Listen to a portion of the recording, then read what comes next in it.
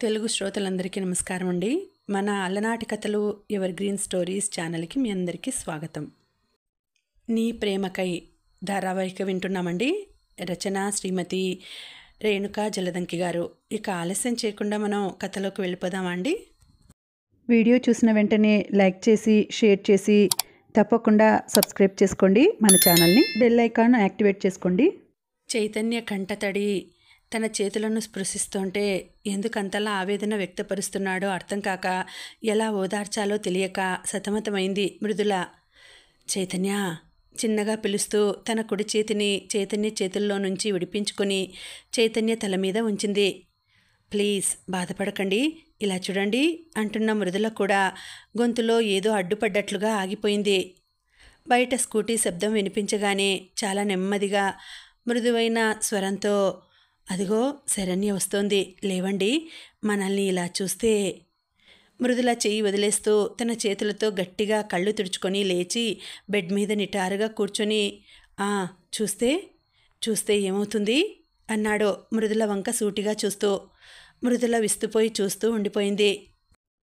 శరణ్య రెండు చేతులలో చేతి సంచులతో లోపలికి వచ్చింది. ఇద్దరూ అదోలా ఉండడం గమనించిన శరణ్య, ఏమైంది, ఏంటలా ఉన్నారు అంది. మృదుల తప్పు చేశానని ఫీల్ అవుతుంటే ధైర్యం చెప్తున్నాను శరణ్య, అంతే అంటూ మృదుల వైపు సరిపోతుందా సంజాయిషి అన్నట్లుగా చూస్తూ కనుబొమ్మలు ఎగిరేశాడు. పెదవుల మీద సన్నగా నవ్వు మెరుస్తుండగా మృదుల చిరుకోపంగా చూస్తుండగా చేత్తో కుడి చెవిని పట్టుకుని కళ్ళతోనే క్షమించమన్నట్లు చూశాడు. శరణ్య రెండు సంచులలోవి తీసి పెడుతుండగా, ఏమిటండి, ఏం తీసుకువచ్చారు, అంత లగేజ్ ఏంటి అన్నాడు చైతన్య.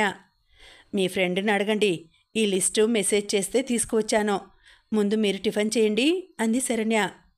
మృదుల, మీరు తీసుకురమ్మని చెప్పారా ఇవన్నీ? ఎందుకు చెప్పండి, ఏంటి పని సున్నితంగా మందలిస్తున్నట్లు అన్నాడు చైతన్య. శరణ్య చైతన్యకు టిఫిన్ పెడుతుండగా మృదుల బుక్స్ ర్యాక్ వద్దకు వెళ్ళి బుక్స్ చూస్తుండగా, ఎవరి గురించైనా తెలుసుకోవాలంటే వారు చదివే పుస్తకాలు కానీ వారి స్నేహితులను చూసి తెలుసుకోవచ్చంటారు, నిజమేనా చైతన్య అంది శరణ్య. నిజమే చైతన్యకు బదులుగా మృదుల అంది. అవునా, ఆ బుక్స్ చూసి నేను ఎలాంటి వాడినో చెప్పండి మరి. చైతన్య టిఫిన్ చేసి పళ్ళెం కిచెన్లో పెట్టి వస్తూ పుస్తకాల ర్యాక్ వద్దకు వచ్చాడు. ముందు మీరు ట్యాబ్లెట్ వేసుకోండి, బుక్స్లోంచి చూపు తిప్పకుండానే అంది మృదుల. జ్వరం నన్ను మర్చిపోయినా మీరు మర్చిపోయేలా లేరు, తగ్గిపోయిందిలేండి, అవసరం లేదు. ట్యాబ్లెట్ వేసుకోకుండా ఎలా తగ్గుతుంది చెప్పండి, వేసుకుంటారా లేదా కాస్త అధికారంగా అంది మృదుల. ఓకే వేసుకుంటాను భయం నటిస్తూ అని ట్యాబ్లెట్ వేసుకొని వచ్చాడు. శరణ్య బెడ్ దగ్గర కుర్చీలో కూర్చుని కుర్చీ చేతి మీద మోచేతిని ఆంచి చేతిని గడ్డం కింద చేర్చి గదికి మరో మూలగా పుస్తకాల ర్యాక్ వద్ద ఉన్న ఇరువురిని మార్చి మార్చి చూడసాగింది. బుక్స్ చూస్తున్నారా, చెప్పండి నేను ఎలాంటి వాడినో అవి చూసి. మృదుల ఒక్కొక్క బుక్ చూడసాగింది. శ్రీశ్రీ వారి మహాప్రస్థానం, 1000 పడగలు, చలం గారి మైదానం, ఎద్దనపూడి గారి సెక్రటరీ, మెర్లపాక మురళి గారి శృంగారపురం 1 కిలోమీటరు, నామిని గారి మిట్టు రోడ్డు కథలు, మల్లిక్ గారి జోక్స్ బుక్స్, ఎండమూరి గారి అంతర్ముఖం, తులసీదళం, రంగనాయకమ్మ గారి జానకి విముక్తి. బుక్స్ చూస్తున్నదల్లా తలెత్తి చైతన్య వైపు చూసింది. చైతన్య మృదుల వైపు తదేకంగా చూస్తున్నవాడల్లా చూపు ప్రక్కకు తిప్పుకుంటూ, చెప్పండి నేను ఎలాంటి వాడినో అన్నాడు. నిజంగానే అయోమయంగానే అనిపించింది. ఒకదానికొకటి పూర్తిగా సంబంధం లేని సాహిత్యం. అదే చెప్పింది చైతన్యతో. మరి చదివే పుస్తకాలు మనిషి మనస్తత్వాన్ని తెలుపుతాయన్నారుగా. పెదవుల మధ్య నవ్వును అణుచుకుంటూ సీరియస్గా అడిగాడు చైతన్య. మృదుల అయోమయంగా చూస్తూ ఉండగా పాపం అనిపించిందేమో. మరలా తనే, ఇవన్నీ నేను చదివే పుస్తకాలు కావు, అమ్మ కోసం అప్పుడప్పుడు సేకరించిన ఫేమస్ బుక్స్ అంటూ పెద్దగా నవ్వేశాడు. మృదులను ఉడికించడం తను ఉడుక్కోవడం చూస్తున్న శరణ్య కుర్చీలో నుంచి లేచి, మనం ఆఫీస్ నుంచి పర్మిషన్ పెట్టి వచ్చాము, గుర్తుందా, వెళ్ళాలి అంటూ చైతన్య వైపు తిరిగి, తగ్గితే రేపు ఆఫీస్కి వచ్చేస్తారుగా అడిగింది. వస్తాను అన్నాడు చైతన్య. ఫోన్ దగ్గర ఉంచుకోండి మృదుల కూడా చెప్తూ లేచి మరలా ఏదో గుర్తుకు వచ్చినట్లుగా, అలాగే రూమ్ ఎవరితోనైనా షేర్ చేసుకునే విషయం గురించి కూడా ఆలోచించండి అంది. చైతన్య దీర్ఘంగా ఆలోచిస్తున్నట్లుగా ముఖం పెట్టి, ఇప్పటికిప్పుడు అంటే ఎవరు దొరుకుతారబ్బా, పోనీ ఓ పని చేయకూడదు, ఎవరైనా దొరికే వరకు మీరు షేర్ చేసుకోకూడదు అంటూ ఉండగానే తన మీదకు దూసుకువస్తున్న బుక్స్ను చూస్తూ అమ్మో అంటూ పక్కకు తప్పుకుంటుంటే శరణ్య పరిగెత్తుకు వచ్చింది. అరే అదేం పని అంటూ. మృదుల కోపంగా ఏదో మంచివారనుకుంటుంటే అంటూ మరో పుస్తకాన్ని చేతిలోకి తీసుకుంది చైతన్యం మీదకి విసిరేందుకు. కొంప తీసి పెద్ద బాలశిక్ష కూడా ఉంది, అది విసిరేరు సుమా. బైండింగ్ కూడా చేయించాను ఈ మధ్యనే, ఒక్క దెబ్బకు అయిపోతాను. దూసుకువస్తున్న పుస్తకాలు తగలకుండా తప్పించుకుంటూనే శరణ్య చాటుకు పరుగులు తీశాడు. మృదుల అలసట తీర్చుకున్నట్లుగా ఓ క్షణం ఆగి మరలా పుస్తకాలలో ఏదో వెతుకుతుంటే ఏం వెతుకుతూ ఉందంటారు అని అడిగాడు శరణ్యను. ఇంకేముంది, మీరే సలహా ఇచ్చారుగా, పెద్ద బాలశిక్ష కోసమే అయి ఉంటుంది అన్నది శరణ్య నవ్వుతూ. సారీ మృదుల, ఏదో సరదాగా అన్నాను, శాంతించు ప్లీజ్. మీలో ఇలాంటి మరో కోణం ఉంటుందని తెలియక. Please I'm so sorry. Chaitanya నిజంగానే చెప్తున్నట్లుగా అనిపించి కాస్త శాంతించింది మృదుల. మరలా మరో కోణం అంటే అంది కాస్త అనుమానంగా చూస్తూ. అంటే నిజంగా చెప్పమంటారా? హా చెప్పండి. మరో కోణం అంటే ఏం లేదు, చంద్రముఖి అంటూనే మరలా అమ్మో అంటూ తన వైపు దూసుకువస్తున్న పుస్తకాల వెల్లువను తప్పించుకునేందుకు రూములోనే అటూ ఇటూ పరుగులు తీశాడు. గది శరణ్య చైతన్య నవ్వులతో నిండిపోయింది. రూమ్లో బెడ్ మీద పడుకుని సీలింగ్ వైపు చూస్తూ ఉన్న మృదులను చూస్తూ శరణ్య ఏం ఆలోచిస్తున్నావే అంది. చైతన్య గురించే అంది మృదుల. శృతి గురించి తెలిసినా ఏమాత్రం బాధపడకుండా సంతోషంగానే ఉన్నాడు. అతని గురించి భయపడవలసిన అవసరమైతే లేదు, ఈ విషయంలో నిశ్చింతగా ఫీల్ అవ్వచ్చు అంది మృదుల. కానీ అతను సంతోషంగా ఉంటున్నది నీ స్నేహం దొరికినందుకేమో అనిపిస్తోంది నాకు అంది శరణ్య. ఎందుకైతేనేం అతను హ్యాపీగా ఉండడమే మనకు కావాల్సింది. మృదుల అనగానే శరణ్య నువ్వు జీవితాంతం అతనితో ఉండలేవుగా, నీ స్నేహం అతనికి దూరమైనప్పుడు మరలా మరో మృదుల కొరకు వెతుక్కోవాలా అతను అంది. నా స్నేహం ఎందుకు దూరమవుతుందే అతనికి? పిచ్చిదానిలా మాట్లాడకు మృదుల, జీవితాంతం అతనితో స్నేహంగా ఉండగలవా నువ్వు? మరి విష్ణు అంది శరణ్య. విష్ణు బావా తనలో తను అనుకోబోయి పైకే అంది. మృదుల శరణ్య వెళ్ళిపోయాక ఇల్లంతా బోసిపోయినట్లు అనిపించింది చైతన్యకు. మృదుల తను అన్న మాటలకు ఉక్రోషంతో పుస్తకాలు విసరడం గుర్తుకు వచ్చి నవ్వుకున్నాడు. ఇదంతా ఊహించినదేనా? ఊహు, ఎంత మాత్రమూ కాదు.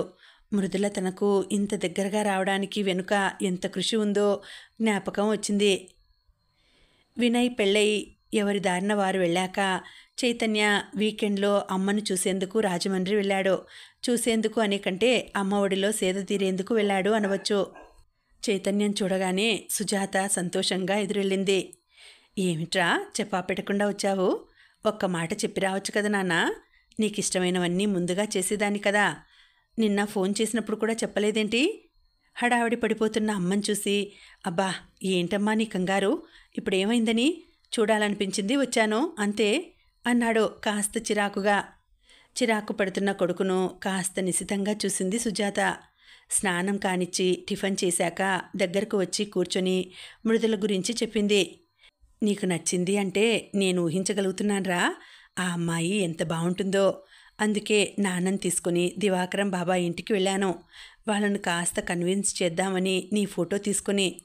బాబాయి తనే అడుగుతానని మరలా వెళ్ళి చాలాసేపు మాట్లాడి వచ్చాడు. ఎంత చెప్పినా ఆయన ససేమిరా అన్నాడటరా. తన అక్క కొడుకుకు ఇస్తానని అక్కకు వాగ్దానం చేశాడట. ఏం చేయలేక వచ్చేశాము. చైతన్య అమ్మ మాటలకు ఆశ్చర్యపోయాడు. ఎందుకమ్మా ఇన్నిసార్లు అడిగి లేదనిపించుకోవడం? ఎందుకు వెళ్ళారు? కాస్త బాధగా అడిగాడు. ఇంతవరకు నువ్వు ఎవరిని నచ్చింది అనలేదు కదా నాన్న. అంతేకాదు, చిన్నప్పటి నుంచి చదువులో నీకు మేము చెప్పిన మాట ట్రై యువర్ లెవెల్ బెస్ట్ అని. నీవు మా మాట విన్నావు ఆ విషయంలో. మరి ఇప్పుడు మా వంతు వచ్చింది, మేము కూడా వీలైనంత వరకు ట్రై చేయాలిగా. అంతేకాదు, నేను ఆ అమ్మాయిని చూసేందుకు వెళ్ళడానికి కారణం కూడా ఉంది. నీకు అమ్మాయిని చూసేటప్పుడు నీవెలాంటి అమ్మాయిని కావాలనుకుంటున్నావో మాకు ఓ ఐడియా ఉండాలిగా. కానీ నేను మృదులను చూడలేకపోయాను. నేను వెళ్ళినప్పుడు ఆ అమ్మాయి లేదు, హైదరాబాద్ వెళ్ళిపోయిందట. చైతన్య వెంటనే మంచం మీద కూర్చున్నవాడల్లా అమ్మ ఒడిలో తలపెట్టుకొని పడుకున్నాడు. అనవసరం అమ్మా, నువ్వు నాకు అలాంటి అమ్మాయిని తీసుకురాలేవు. ఎందుకంటే నాకు నచ్చింది ఆ అమ్మాయి అందం కాదమ్మా, మనసు. తను చాలా మంచిదమ్మా. అలాంటి మరో అమ్మాయి ఛాన్సే లేదమ్మా. పోనీ నాన్న, నువ్వు దిగులు పడకు. దేవుడు ఎవరికి ఎవరని ముందే రాసి పెడతాడట. నువ్వు మా బంగారం నాన్న. నిన్ను చేసుకోబోయే అమ్మాయి ఖచ్చితంగా అదృష్టవంతురాలై ఉంటుంది. కానీ నేను మాత్రం అదృష్టవంతుడిని కానమ్మా. అలా అనుకోకు నాన్న. నీకు నేను ఏ ఎగ్జామ్స్ ముందైనా ఏం చెప్పేదాన్నో జ్ఞాపకం ఉందా? ఫలితం వచ్చాక అయ్యో నేను ఇంకాస్త ప్రయత్నించి ఉంటే బాగుండేది కదా అనుకునేట్లుగా మన ప్రయత్నం ఉండకూడదు. ఎంతవరకు వీలవుతుందో అంతవరకు ప్రయత్నించాను, ఫలితం ఇది అనుకునేట్లుగా ఉండాలి మన ప్రయత్నం ఏదైనా. ఓ క్షణం అమ్మ కళ్ళల్లోకి సుదీర్ఘంగా చూసిన చైతన్య ఒక్క ఉదుటన లేచి కూర్చున్నాడు. అలా అంటే నేను అసలు ప్రయత్నించలేదమ్మా మృదుల కోసం. ఇంకా నా కోసం నువ్వు చేసిన ప్రయత్నం కూడా నా కొరకు నేను చేసుకోలేదు చెప్పాడు చైతన్య. మన ప్రయత్న లోపం ఉండకూడదు. అలా అని అది తప్పు మార్గమై ఉండకూడదు. ఎందుకంటే నువ్వు గెలవవలసింది అమ్మాయి మనసు. ఏమాత్రం ఆ అమ్మాయి బాధపడినా నీకు గెలుపుకు ఓటమికి తేడా తెలియకుండా పోతుంది. చైతన్య ముఖంలో మామూలుగా కనిపించే ఉత్సాహాన్ని చూసిన తర్వాత సుజాత మనసు కుదుటపడింది. శృతి మ్యారేజ్లో మరలా ఫ్రెండ్స్ అంతా కలుసుకున్నారు. వాసు 2-3 సార్లు మదర్ తెరిసా అంటూ మృదులను తలుచుకున్నాడు. అయినా వరుసగా శృతి పేరుతో ఉండేవారందరికీ పెళ్ళైపోతుందేమిటో. ఓ 6 నెలల క్రితం మన జూనియర్ శృతికు పెళ్ళయి యుఎస్ వెళ్ళిపోయిందా, ఇప్పుడు ఈ శృతి అన్నాడు విజయ్. నీకు పెళ్ళవలేదని బాధపడుతున్నావో లేక శృతికి అయిందని బాధపడుతున్నావో అర్థం కావడం లేదురా నాకు అన్నాడు వాసు. చైతన్య మెదడులో సడన్గా ఫ్లాష్ లైట్ వెలిగింది. ఫోన్ రింగ్ కావడంతో ఆలోచనల్లోంచి బయటపడి ఫోన్ లిఫ్ట్ చేసి హలో అన్నాడు. హలో అవతల వైపు నుండి సుమధురమైన స్వరం మెత్తగా పలికింది. గట్టిగా ఈల వేయాలన్న కోరికను బలవంతంగా అణుచుకుంటూ మృదులా అన్నాడు. ఎలా ఉన్నారు? ఫీవర్ తగ్గిందా? ఏమైనా తిన్నారా? కొద్దిగా ఉన్నట్లుంది, తినలేదు. అయ్యో తినకపోతే ఎలా? అసలు టాబ్లెట్ వేసుకున్నారా? ఊహూ అన్నాడు చైతన్య. వేసుకోకుంటే ఫీవర్ ఎలా తగ్గుతుంది చెప్పండి? తగ్గకపోతే మీరు ఆఫీస్లో పర్మిషన్ తీసుకుని వస్తారా రేపు కూడా? చైతన్య కంఠస్వరంలో ఆశ, అర్థింపు రెండూ వినిపించాయి మృదులకు. అయ్యో నేను మీకు ఫీవర్ తగ్గితేనే కలవాలనుకున్నానే, ఎలా మరి? 1 మినిట్ లైన్లో ఉండండి, ఇప్పుడే టాబ్లెట్ వేసుకుంటాను హడావిడిగా అన్నాడు చైతన్య. పక్కన నవ్వింది మృదుల. కన్ఫర్మ్ అండి, రేపే జాబ్కి రిజైన్ చేస్తున్నాను. ఏమైంది? కంగారు పడిపోయింది మృదుల. ముత్యాల వ్యాపారం చేసుకుందామని. నవ్వు ఆపుకోలేకపోతోంది మృదుల. నన్ను రమ్మంటారా మీ హాస్టల్ గోడ దూకి? అన్నీ శరణ్య తీసేసుకుంటుందేమోనండి చాలా బాధగా అన్నాడు. ఇక ఆపుతారా మీ జోక్సు?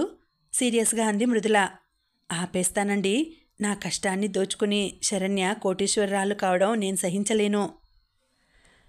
ఒక్కరూ ఉన్నారని అయ్యో పాపమని మీకు ఫోన్ చేశాను చూడండి, నన్ను నేను చెప్పుతో కొట్టుకోవాలి మృదుల కోపంగా అంది. ఆహా ఏమి నా భాగ్యము. నేను కాదండి ఈ పాట పాడుతున్నది, మీ చెప్పు. అంటే నన్ను కొట్టడం భాగ్యం అంటున్నారా? మిమ్మల్ని కొట్టడం కాదండి, మిమ్మల్ని తాకడం. ఈసారి చైతన్య గొంతులో అణిచిపెట్టిన నవ్వు మృదుల చెవిని తాకింది. దేవుడా, వేళకాని వేళలో ఆయన్నెందుకండి పిలుస్తున్నారో? రాత్రైనా ప్రశాంతంగా నిద్రపోనివ్వరా ఆయన్ని? మరీ ఇంత స్వార్థం పనికిరాదండి. అవతలి వైపు నుండి ఫోన్ కట్ చేసిన శబ్దం. చైతన్య ఫోన్ పట్టుకుని పెద్దగా నవ్వుతూ బెడ్ మీద పడిపోయాడు. మృదుల ఉదయాన్నే వంట చేసి క్యారియర్ సర్దుతుంటే శరణ్య కుక్కర్ విజిల్స్కి డిస్టర్బ్ అవుతూ, అబ్బా ఎందుకే ఇంత ఉదయాన్నే లేచావు? మెస్లో తీసుకువెళ్ళే వాళ్ళం కదా లంచు. ఎటు చైతన్య గురించి అయితే అస్సలు అవసరం లేదు కదా.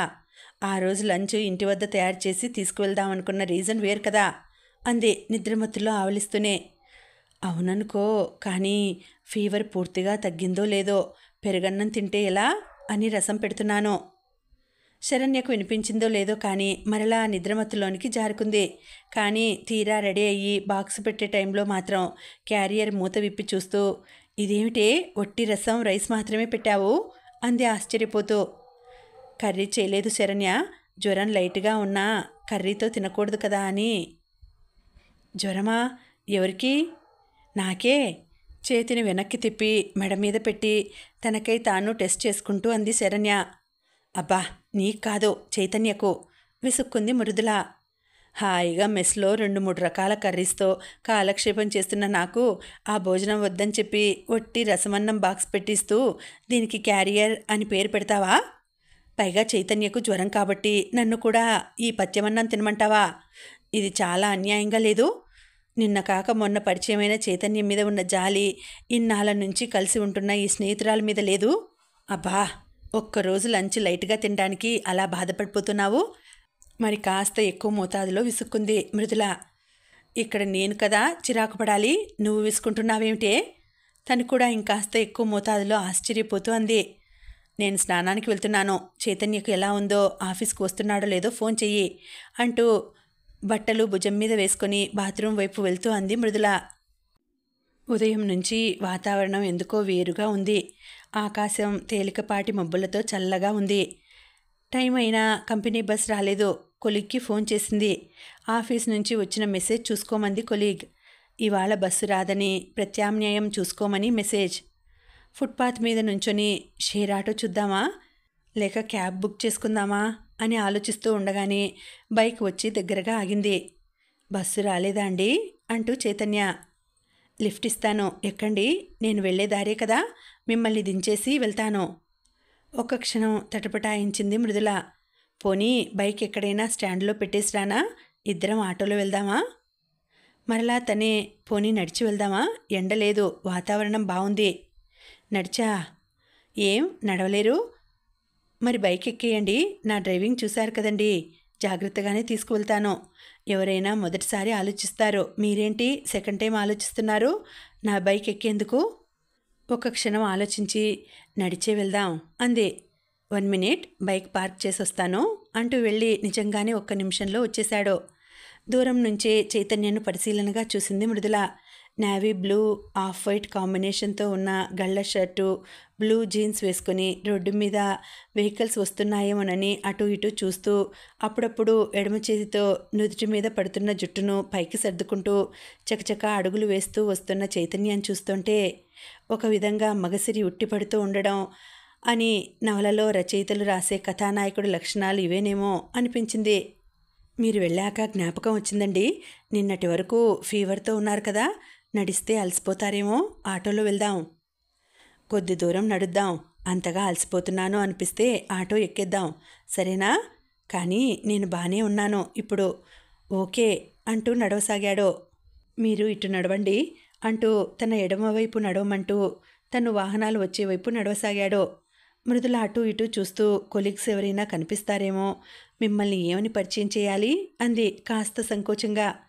ఏముంది, ఫ్రెండ్ అనండి, లేకపోతే ఫ్రెండ్కి ఫ్రెండునని చెప్పండి, అంతే కదా. కానీ నాకు డౌట్ మృదుల, శత్రువు యొక్క శత్రువు మనకు మిత్రుడు అంటారు కదా, ఫ్రెండు మనకేమవుతాడు?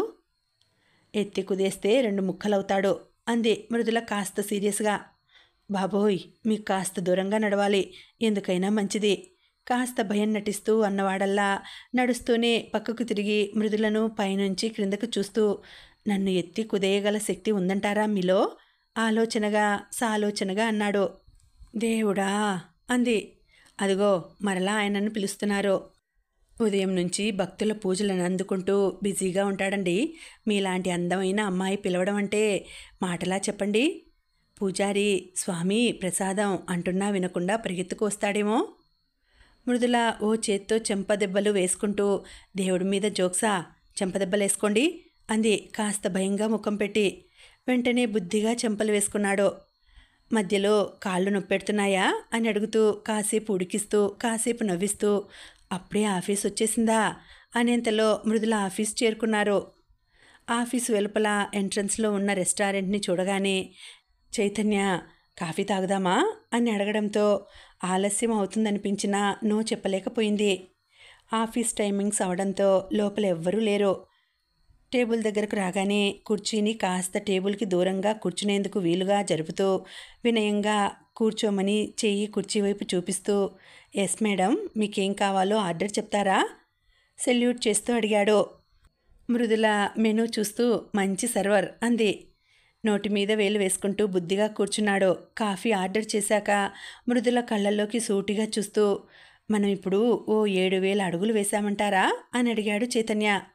ఏమో అంది. పోనీ 700? హా, ఎప్పుడూ అయి ఉంటాయి. అయినా ఎందుకు ఈ లెక్కలు? మృదులకు నిజంగానే అర్థం కాలేదు. కలిసి 7 అడుగులు వేస్తేనే భార్యాభర్తలు అంటారు కదా, మరి 700 అడుగులు వేస్తే ఏమంటారా అని. స్నేహితులు అంటారు. అయినా ఆ 7 అడుగులు చెయ్యి చెయ్యి పట్టుకుని వేయాలి చైతన్య గారు. చైతన్య మనసులో మాట అర్థం అవుతున్నప్పటికీ పైకి తేలికగా తీసుకుంటున్నట్లుగా అంది.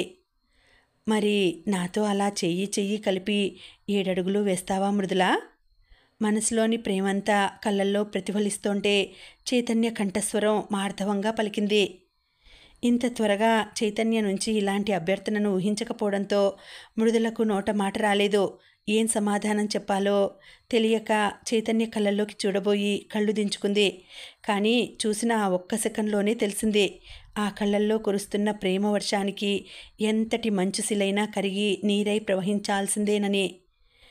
ఆ క్షణంలో కోటి అనుమానాలు, శతకోటి ప్రశ్నలు మనసులో జోరుగా తచ్చాడుతుంటే ఏం చెప్పాలో అర్థం కాక మరలా తలెత్తి చైతన్య వంక చూసింది. చైతన్య అలాగే చూస్తున్నాడు. చూస్తున్నవాడల్లా ఉన్నట్లుండి, ఆగండి, ఒక్కసారి నేను చెప్పేది వినండి. మీరు ఎస్ చెప్పాలనుకుంటే ఈ క్షణమే చెప్పేయండి. మృదుల ఏదో చెప్పేందుకు నోరు తెరవబోయింతలో, ఆగండి, మీ సమాధానం నో అయితే మాత్రం ఓ 2 రోజుల తర్వాత చెప్పండి అన్నాడు కంగారు పడుతూ. మరలా అతనే, వద్దు, ఓ వారం తర్వాత చెప్పండి. వద్దు, ఓ నెల తర్వాత, లేకపోతే ఓ 2 నెలల తర్వాత, ఓ సంవత్సరం తర్వాత అంటూ మరలా మృదుల వైపు సాలోచనగా చూస్తూ, వద్దు మృదుల, అస్సలు చెప్పవద్దు. మీరెప్పటికైనా ఎస్ చెప్తారేమో అన్న నిరీక్షణలో ఉన్నంత సంతోషం నో చెప్పాక ఉండదు కదా, అప్పుడంతా శూన్యమే. మృదుల చెవులకు మాటలు వినిపిస్తున్నాయి. చైతన్య కంఠస్వరంలో వినిపిస్తున్న భావానికి మృదుల మూగవుతోంది. కుర్చీలో చేతులు 2 ఒడిలో పెట్టుకుని నిటారుగా కూర్చుని కళ్ళు క్రిందకు వాల్చి టేబుల్ని చూస్తూ స్తబ్దుగా ఉండిపోయిన మృదులను ఓ 5 నిమిషాల పాటు తదేకంగా చూసిన చైతన్యకు మనసు కరిగి ముద్దైపోయి ఆమె కాళ్ల వద్ద పడిపోతుందేమోనన్న భయం కలిగింది. ఓ విధంగా తనను బాధ పెడుతున్నానేమోనన్న సంశయం ఆమె మీద జాలి కలిగించింది. మృదులా, మొత్తం గుండెల్లో ప్రవహిస్తున్న ప్రేమనంతా ఒడిసిపట్టి కంఠసురంలో పలికిస్తూ పిలిచాడు. సారీ, ఈసారి చైతన్య గొంతు భారమైంది దుఃఖంతో. మిమ్మల్ని బాధ పెట్టి ఉంటే. అప్పటికి మృదుల మాట్లాడకపోవడంతో చైతన్యకు భయం వేసింది. లేవండి, ఆఫీస్ టైం అవుతుంది. చిన్నగా హెచ్చరించిన మృదుల కదలకపోవడంతో, నా మనసు మీ ముందు ఉంచేందుకు ఓ ప్రత్యేకమైన రోజు, ఓ అద్భుతమైన ప్రదేశం అనుకున్నాను మృదుల. కానీ మీలాంటి సున్నిత మనస్కులని అవన్నీ మరింత ఇబ్బందికి గురి చేస్తాయేమో అనిపించి క్యాజువల్గా చెప్పాలనుకుని ఇలా. ఈసారి చైతన్యకు మాట రాలేదు. మృదుల మౌనం వెనుక భావం చైతన్యకు అవగతం అవుతున్నట్లుంది. ఓకే, వదిలేయండి, తర్వాత నెమ్మదిగా ఆలోచించి చెప్పవచ్చు. కానీ మీరు మామూలుగా ఉండండి చాలు, మనస్ఫూర్తిగా అంటున్నాడు చైతన్య. మృదుల కదల్లేదు. ప్లీజ్ మృదుల, ఏంటిది, లేవండి. ఆఫీస్కు వెళ్ళరు? హాస్టల్ వద్ద దించేనా? కనీసం లీవ్ అప్లై చేసి రండి. పోనీ మెయిల్ పెడతారా? ముందు లేవండి, ప్రార్థిస్తున్నట్లుగా అన్నాడు చైతన్య. మీ సమ్మతిని కానీ అసమ్మతిని కానీ మీ ఇష్టం వచ్చినప్పుడు తెలియచేయండి. నేనేమీ అనుకోను, సరేనా? నో చెప్పవద్దు అన్న మాటను వెనక్కి తీసుకుంటున్నాను. ప్లీజ్ మీరు మామూలుగా ఉండండి మృదుల. చైతన్య గొంతులో మింగలేని బాధ. మృదుల కదిలింది. కళ్ళెత్తి చైతన్య వంక చూసింది. మృదుల కళ్ళల్లో జారడానికి సిద్ధంగా ఉన్న కన్నీళ్లను చూడగానే చెలించిపోయాడు. చెక్కిళ్ల మీదకు జారుతున్న అశ్రువులను తుడిచేందుకు చెయ్యి చాచి ముందుకు వంగాడు.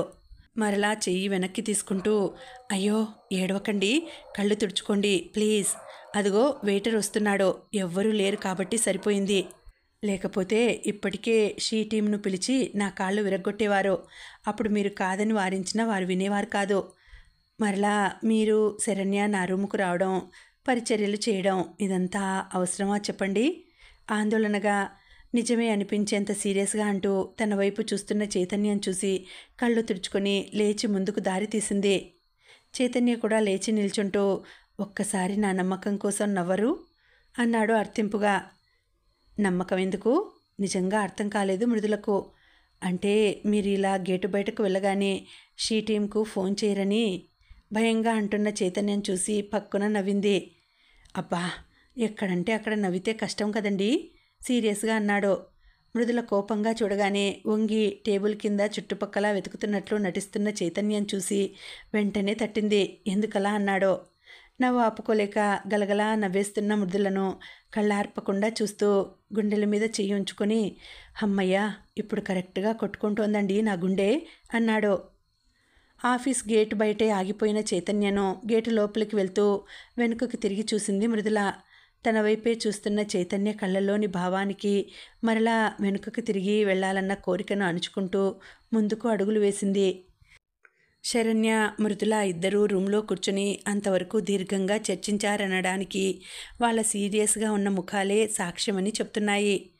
మరి ఏం చెప్తున్నావు చైతన్యకు అనడంతో మృదుల ఏదో చెప్పబోయేంతలో ఫోన్ రింగ్ అవడంతో ఫోన్ చేతిలోకి తీసుకుంటూ అమ్మా అంది. ఎలా ఉన్నావురా అమ్మలు అంది అవతల వైపు నుండి జానకి. బాగున్నానమ్మా, మీరెలా ఉన్నారు? నాన్న ఏరి అంది మృదుల.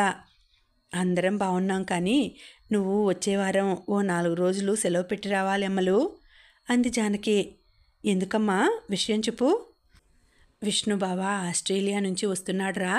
మీ అత్తయ్య నాన్న ఈ సంవత్సరం మీ పెళ్లి జరిపించేయాలంటున్నారు. మంచి రోజు చూసి ముహూర్తం పెట్టించాలని అనుకుంటున్నాము. మృదుల ఫోన్ పట్టుకొని ఏమీ మాట్లాడకపోవడం చూసిన శరణ్య ఏమిటని సైగ చేసింది. మృదుల ఏమీ లేదన్నట్లుగా తల అడ్డంగా తిప్పుతూ ఫోన్ పెట్టేసింది. శరణ్య ఫోన్ రింగ్ అవడంతో ఈ మహానుభావుడు నా ఫోన్కు చేశాడేంటి చెప్పమా అనుకుంటూ ఫోన్ తీసింది. ఏంటి చైతన్య, మృదుల ఫోను నాట్ రీచబులా?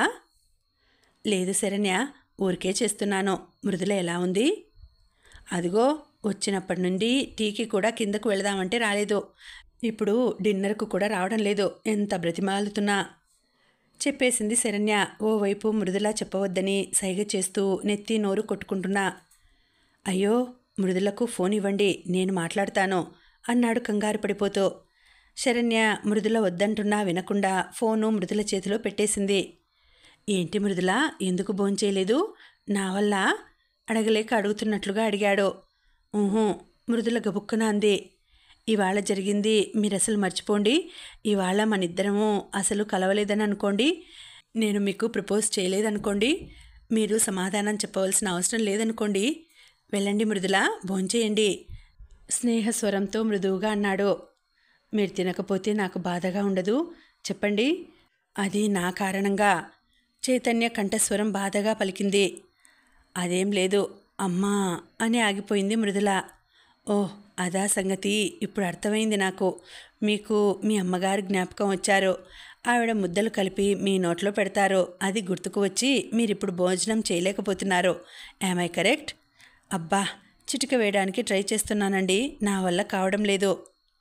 మృదుల సమాధానం ఇవ్వకపోవడంతో మరలా తనే, ఓ పని చేయండి, శరణ్య స్కూటీ మీద ఇక్కడికి వచ్చేయండి, నేను ముద్దలు కలిపి పెడతాను, తినేసి వెళ్దురు కానీ. మృదుల చెయ్యి నుదుటి మీదకు వెళ్ళింది. దేవుడా అనుకుంటూ. కానీ ఒక్కటే ప్రాబ్లం అండి, నాకు మా అమ్మ జ్ఞాపకం వస్తేనో మిమ్మల్ని అడగాలి కదండి. నాకేంటో అమ్మ అన్నం నోట్లో పెట్టడం అలవాట్లేదు, కానీ అండి అమ్మ ఒడిలో పడుకోవడం అలవాటండి అంటున్న చైతన్య నవ్వును బయటకు రానివ్వకుండా అణిచిపెడుతున్నాడు. శరణ్య, నేను భోజనానికి వెళ్తున్నాను, వస్తున్నావా? మృదుల గొంతు గట్టిగా వినపడింది. మృదుల శరణ్య ఫోన్ను శరణ్య చెయ్యి లాగి చేతిలో పెడుతూ 2 చేతులు జోడించి తల కాస్త వంచి దండం పెడుతూ చకచకా రూమ్లో మూలగా ఉన్న చెప్పులు వేసుకొని కదిలింది. అరే, ఏం చెప్పారు చైతన్య? నేను ఎంతసేపటి నుండి బ్రతిమాలుతున్నా రానిది మీరు 2 నిమిషాలు నచ్చ చెప్పగానే ఒప్పుకుంది. శరణ్య తెగ ఆశ్చర్యపోతోంది. ఆ నచ్చ చెప్పడంలో ఒక్కొక్కరికి ఒక్కో స్టైల్ ఉంటుంది కదా శరణ్య. నా స్టైల్లో చెప్పానులేండి. వెళ్ళండి వెళ్ళండి, దగ్గర ఉండి తినిపించండి. ఉంటాను, బాయ్. ఫోన్ పెట్టేసిన చైతన్య బెడ్ మీద ముంచేతిని వెనకకు తిప్పి నుదుటి మీద ఆనించి సీలింగును చూస్తూ ఏదో ఆలోచిస్తూ దిగులుగా పడుకుండిపోయాడు. ఇంకా ఉందండి, కథ కొనసాగుతుంది. మళ్ళీ వచ్చే వీడియోలో తర్వాతి భాగం వినేద్దామండి. అంతవరకు సెలవు. నమస్తే.